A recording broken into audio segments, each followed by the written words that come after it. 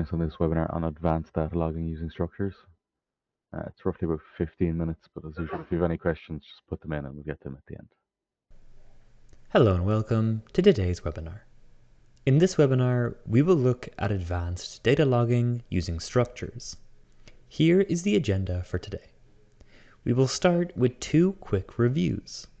First, of the data logging feature, and then of the removable media function blocks. After those quick reviews, we will then look at the write structure removable media function block. Then, we will discuss Excel and the numeric date and time formats. There will be demonstrations of everything throughout, and we will finish with a Q&A session at the end. Let's begin. What is data logging in Horner controllers? This is a feature which allows the controller to record machine data as prescribed by the system designer. This machine data is recorded to a .csv file, making it compatible with a wide range of spreadsheets and other data analysis tools, including Microsoft Excel. Configuration is straightforward and only requires a few steps to set up. Why use this data logging feature?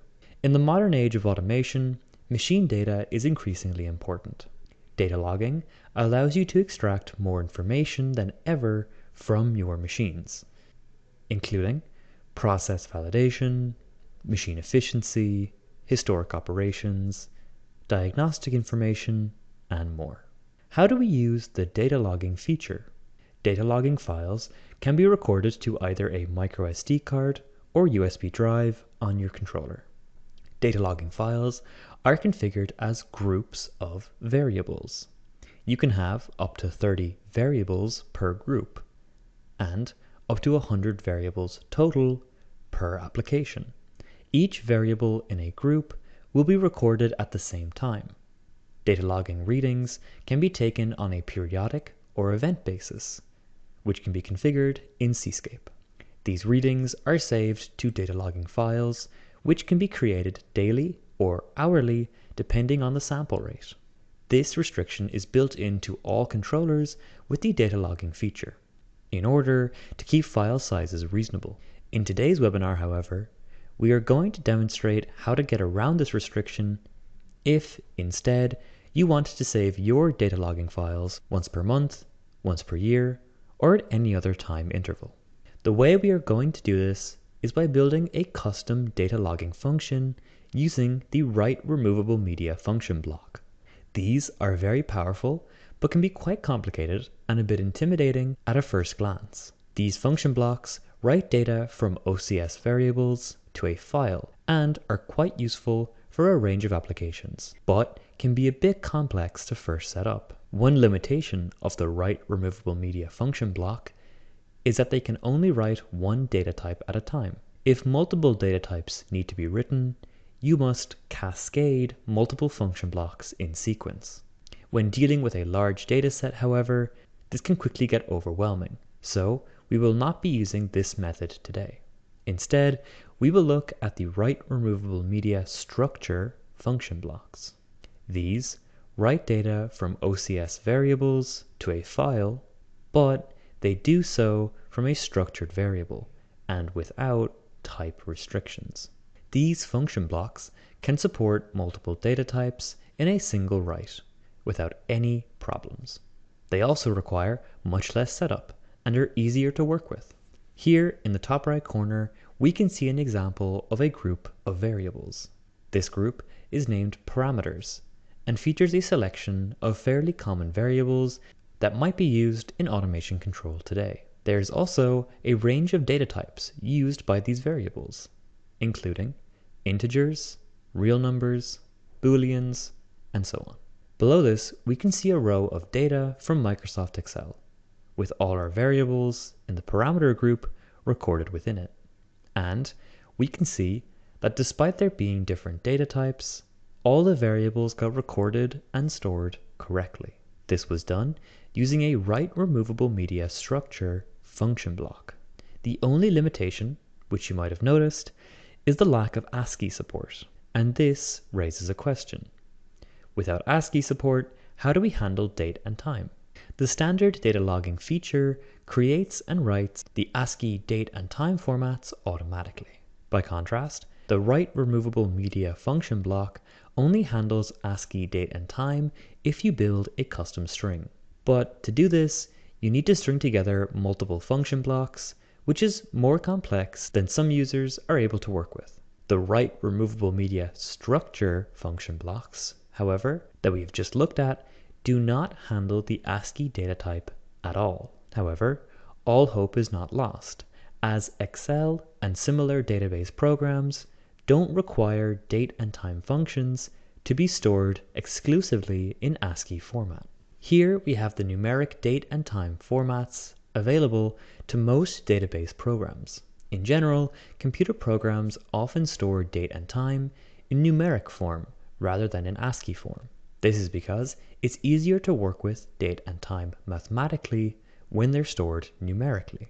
Excel specifically has two alternative formats that we will look at today. Date can be stored as a double integer, and this counts the number of days since January 1st, 1900. And time can be stored as a floating point number, which counts the fraction of seconds past midnight. These two together allow us to deal with date and time much more easily. However, they do require some extra function blocks to convert them to an Excel readable format. To make this easier, we have created some user-defined function blocks for you that convert the real-time clock date and time value in a Horner controller into a date and time value in the Excel format. So with all that covered, let's put everything together. In the following demonstration, we are going to show you how to use write removable media structure function blocks to datalog data at custom intervals. To do this, we will create a structure containing the variables you want to datalog. Then, we will create a variable instance of that structure. Then, to ensure our date and time variables are stored correctly, we are going to use the custom Excel user-defined function blocks to convert the values of our date and time variables that we created in our structure. Then, we will use a single write removable media structure function block to handle creating and writing our datalog file. Finally, we will write a bit of logic to trigger all of our function blocks. With that covered, let's get into our demonstration of data logging with the write removable media structure function blocks. Here we are in Cscape with our demo program loaded up. To start, navigate to the Program Variables window using the button at the top.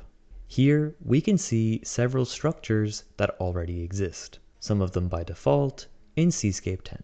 To create a new structure, right-click somewhere in the Program Variables window and select Add Structure. This will create a new structure. If we right-click on it, we can give it a name. After that, we would go ahead and create all the variables we want to log and place them into this structure. However, for this demonstration, we have already created and populated a structure. Here we have oven, which is the structure we are going to use for this demonstration. Inside, we can see a wide range of variables in our structure, with a few different data types. To use this structure, we first need to create an instance of it as a variable. This lets us call our structure more easily in our logic. We've created ours as a retained variable named process, with a data type of oven, which is an available option because oven is a structure. So when we are writing our logic, we will be able to reference parts of our structure. For instance, process.date underscore double integer will return the date value to us. Process.time underscore real will return the time value. Process.temp underscore set will return the set temperature, and so on. We planned ahead and created these variables for our machine with the knowledge that we would use write removable media structure function blocks for data logging. This means that they are already directly referenced.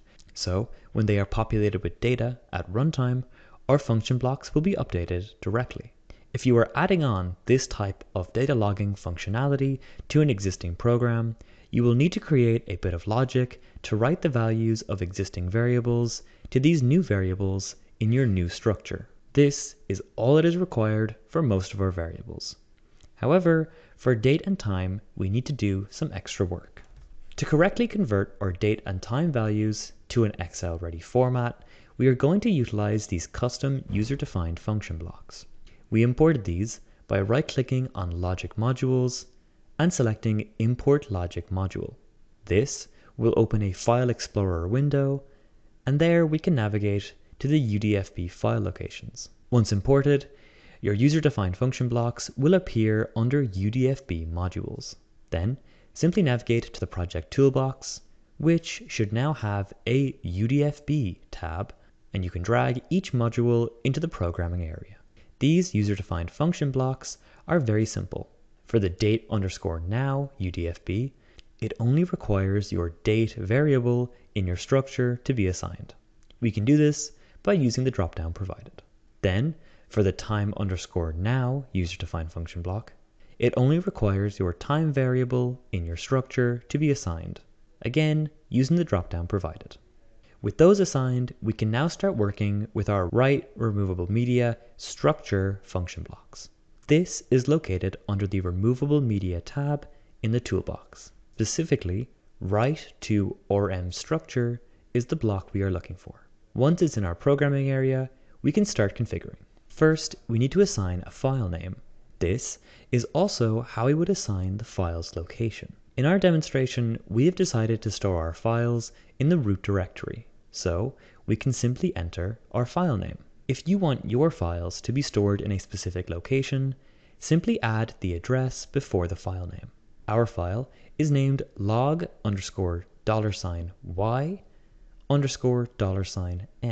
The $y and m stand for $year and month. These are wildcard characters, which will change into the current year and month when the file is created. Then we choose .csv as we want to use this file for data logging. Then for source address, this should link to the structure we want to record. So in our case, we have chosen process, which is the name of our structure.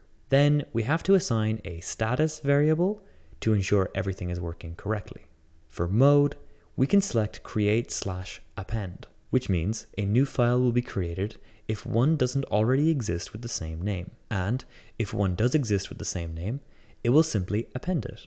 Finally, we will check this box at the bottom for write column headers on create. This creates the first row in our recorded data as a list of all the names of our recorded variables. This is very useful in keeping everything organized. And that is everything we need to do to set up the write removable media structure function blocks. Before we move to the bench, we just need to assign a trigger bit. This trigger bit will depend on how you want your data to be recorded. If you want your data to be recorded monthly, then this trigger should occur on a monthly basis. If you want your data to be recorded yearly, then this trigger should occur on a yearly basis. The choice of how and when to trigger this function block is entirely up to you. But once that is completed, we are ready to see if our data logging works at runtime.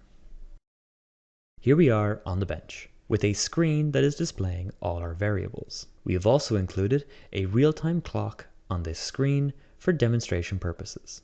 We have set up our trigger bit to trigger every 10 minutes. So when we open the resulting .csv file, we should see a reading from all of these variables every 10 minutes. We have also included a log now button, which will trigger our data logging when pressed. Let's now move back to our computer and take a look at the resulting .csv file that our program creates. Here we are in Microsoft Excel, and this is the .csv file our program has created. As you can see, all our data has been recorded many times over. This all looks to be correct. However, our date and time seem unreadable. To fix this, we simply need to select each row and change the data type in Excel. First, we select our date column, and under Format, we select Short Date. As we can see, the numbers that were there previously have become dates, which seem to be accurate. Then we select our Time column, and under Format, we choose Time. Once again, the unreadable numbers that were there before have now turned into accurate times. Despite their initial appearance, We hope it is now clear just how simple it can be to use write removable media structure function blocks to create advanced data logging in Cscape 10. That concludes our webinar for today. Thank you so much for listening, and the Q&A session will begin shortly. Okay, so next week the webinar is going to be on the Ethernet IP scanner. So the registration links are up for that if you'd like to be in for that. I think it was a pretty straightforward one today. But if you do have any questions, do feel free to get in touch with tech support. I think we can leave it there for today. So thank you all very much, and we'll see you next time.